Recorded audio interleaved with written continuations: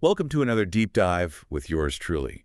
This time we're going to be diving into the world of Ghost Cry, a story that's, well, it's a wild ride of family secrets, organized crime, and these these really interesting figures. They're called angels.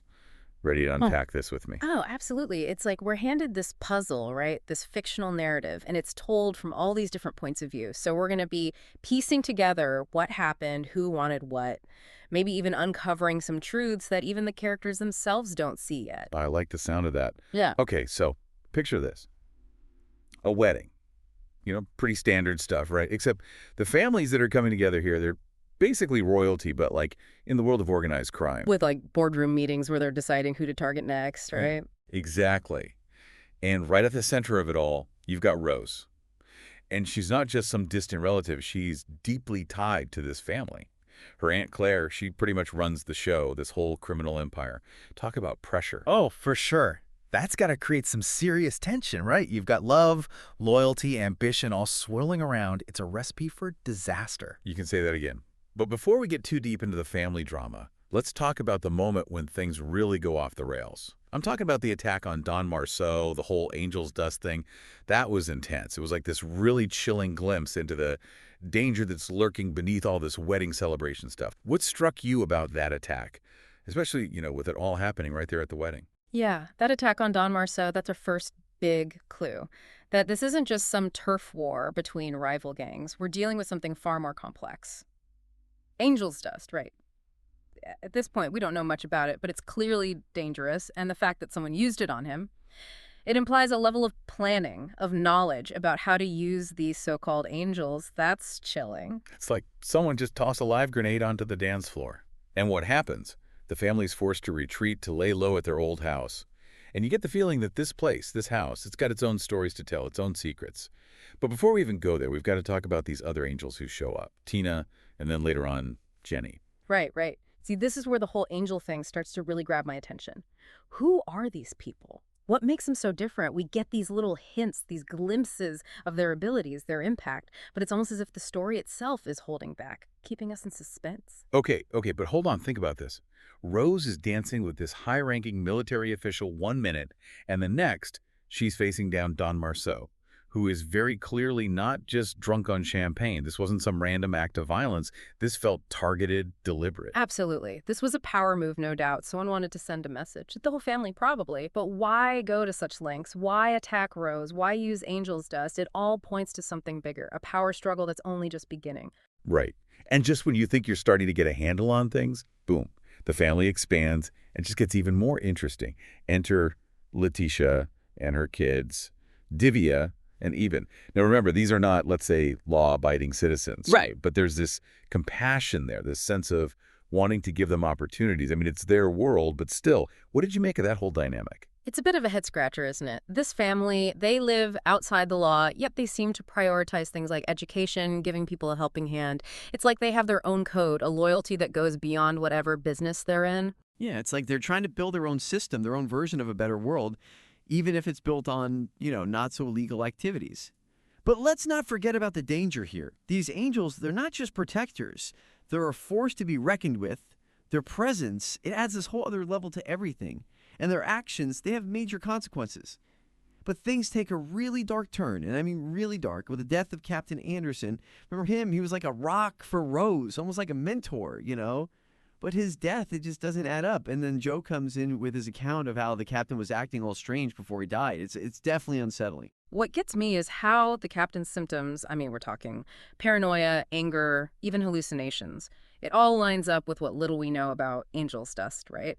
It's almost as if someone used the stuff to, control him, manipulate him. And then there's Rachel, his secretary, just gone, vanished. This isn't just some tragic accident. This feels like a cover-up, like someone's cleaning house. Right. Someone wants the truth buried deep. Mm. And speaking of buried, let's talk about Shiomara and her little secret stash of cash. We're talking millions here stashed away. And of course, suspicion falls on Charlotte, Steve's ex-wife. I mean, the timing is just too perfect, right? What'd you make of all that? Oh, Shiomara's hidden fortune, that throws a real wrench in the whole family dynamics. Like, suddenly everyone's got these ulterior motives, old grudges, everything's bubbling to the surface. It makes you question everything you thought you knew about these characters, especially Charlotte. Is she being framed? Or is there more to her involvement than we realize? It's like everyone's playing a role, and you can't tell who's wearing a mask. Yeah. And then, as if things couldn't get any weirder, we meet another angel, Sophia. And what's really interesting is her connection to Smith, the guy who always seems to be 5 steps ahead. Sophia's arrival, it's not just introducing another angel, it's like shining a spotlight on how little we actually know about them. Where do they come from? What are they truly capable of? Smith, he seems to have some insider information, but his cryptic hints, they just lead to more questions. He's like the gatekeeper of knowledge, doling out bits and pieces. Okay, so picture this. The family's training, but it's not your average gym session. They've got Lieutenant Edwards, this highly skilled operative, showing them the ropes, teaching them how to use this advanced technology. I'm talking about the ADG, the aerially deployed glider, like something out of a spy movie. The ADG, that's a game changer. It means we're moving past these small-time conflicts, right? This is covert ops, advanced weaponry. It makes you wonder, who are they preparing to fight? And what are the stakes here for them, for this whole world they operate in? It's like they're gearing up for war, but they're not even sure who the enemy is yet. But even with all the training, all the high-tech gadgets, tragedy strikes at the CDC. I mean, it's chaos, a hazmat situation, and it all culminates with Rose's death. It's a punch to the gut, a reminder that even these angels, they're not invincible. Rose's death, it's the turning point, the moment when everything changes. It shatters this illusion of safety, It shows us that the danger is real, that the stakes are incredibly high, but it also makes you think, what was it all for? Did her sacrifice actually achieve anything, or did it just leave a void for someone else to fill? It's a question that stays with you even after the story ends. But even in death, Rose's spirit, it lingers. There's this glimmer of hope, a sense that maybe, just maybe, her story isn't over. It's like Ghostcry is saying that even when faced with unimaginable loss, with despair, there's still something powerful, something that transcends death itself.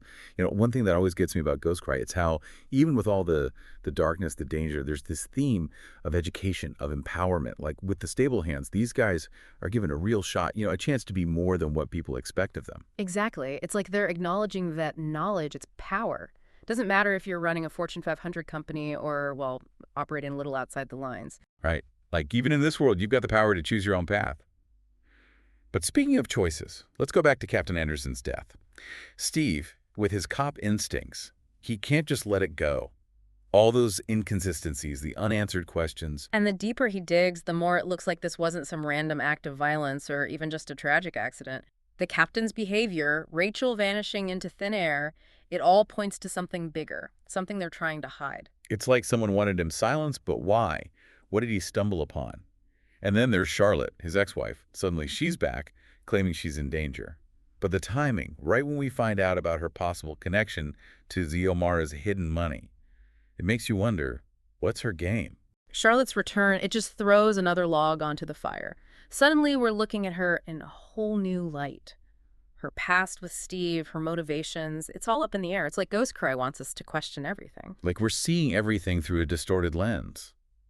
But then, just as the tension is at its peak, we're thrust right into the heart of it all, the confrontation at the CDC. That entire sequence at the CDC, it's masterful. All the threads we've been following, the family, their abilities, that new tech they've got, it all collides in this one terrifying moment. Like staring into the face of something truly unknown. And in that moment, Rose, she makes the ultimate sacrifice. It's a harsh reminder, that even with these extraordinary gifts, sometimes it's not enough. It's a gut punch, for sure. Rose's death, it reminds us that life, no matter how powerful you are, it's precious, fragile. But she went out fighting for what she believed in, protecting the people she cared about. And that's what resonates, right? It's not about how long you live, but the impact you have, the mark you leave on the world. And, coming to the end of this deep dive, I'm left with this feeling of awe, I guess. Like there's so much more to uncover, to explore, even beyond the pages of the story. Absolutely. Ghostcry, it's a story that stays with you. It throws up these big questions, leaves you wanting to dig deeper, to unravel the mysteries it presents. What does it really mean to have these abilities? How do we grapple with that kind of power? And sometimes the most compelling stories are the ones that leave us with more questions than answers. So until next time, keep your minds open, keep asking questions, and keep an eye out for the extraordinary, because you never know what you might find hidden in plain sight.